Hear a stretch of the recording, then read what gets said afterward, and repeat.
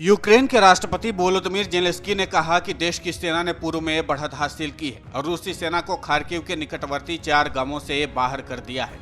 Ukraine के विदेश मंत्री दमित्री कुलोबा ने कहा कि यूक्रेन रूस को उसके कब्जे वाले क्षेत्रों से जाने के लिए मजबूर कर सकता है। विदेश मंत्री कुलेबा के इस आह्वान से न सिर्फ यूक्रेनी सेना का आत्मविश्वास बढ़ा बल्कि लक्ष्य का भी विस्तार हुआ है। कुलेबा ने एक अखबार से बात करते हुए कहा कि 24 फरवरी को हमला होने के बाद यूक्रेन को लगता था कि उनकी जीत तभी होगी जब रूसी सैनिकों के उनके अधिकार वाले स्थानों पर वापसी होगी, लेकिन अब वो बात नहीं रही। कुलेबा ने कहा कि अगर हम सैन्य मोर्चे पर काफी मजबूत हैं और हम डोनबास के लिए लड़ाई जीतते हैं तो ये युद्ध की रणनीति के लिए सबसे महत्वपूर्ण होगा और निश्चित रूप से इस युद्ध में हमारी जीत हमारी बाकी क्षेत्रों की आज़ादी होगी। रूसी सेना ने डोनबास में बढ़त हासिल की है और पहले की तुलना में इस पर अधिक नियंत्रण कर लिया है। रूस की आसान जीत को रोकने के लिए यूक्रेन की क्षमता के उदाहरणों में से एक मारिउपोल है, जहां एक इस्पात संयंत्र में छिपे हुए यूक्रेनी लड़ाकों ने रूस को शहर पर पूर्ण नियंत्रण करने से रोक दिया। संयंत्र की रक्षा करने वाली रेजिमेंट ने कहा कि रूस की युद्धक विमानों ने 24 घंटों में 34 बार हमला करते उस पर बमबारी जारी रखी।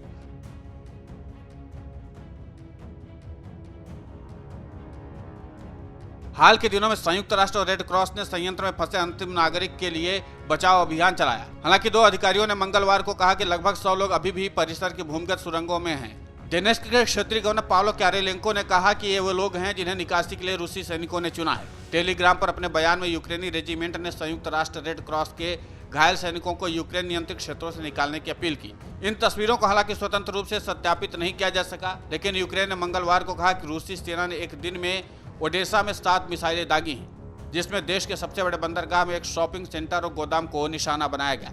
सेना ने कहा कि हमले में एक व्यक्ति की मौत हो गई है और 5 घायल हो गए हैं। वहीं ओडेसा के अनाज की आपूर्ति के लिए एक प्रमुख रूप से प्रवेश द्वार है और रूस द्वारा इसकी नाकाबंदी करने से पहले से ही वैश्विक खाद्य आपूर्ति के लिए खतरा पैदा हो गया। इसमें युद्ध की शुरुआत से खार्किव और आसपास के क्षेत्रों में लगातार रूसी हमले हो रहे हैं।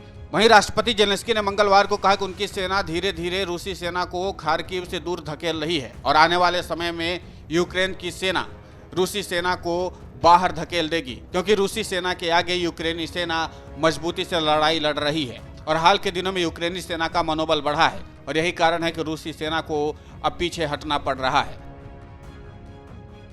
आने वाले वक्त में यूक्रेनी सेना रूस के कब्जे वाले इलाकों को मुक्त करा लेगी।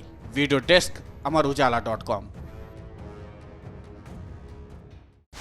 डाउनलोड करें अमर उजाला ऐप और पाएं खबरें लगातार।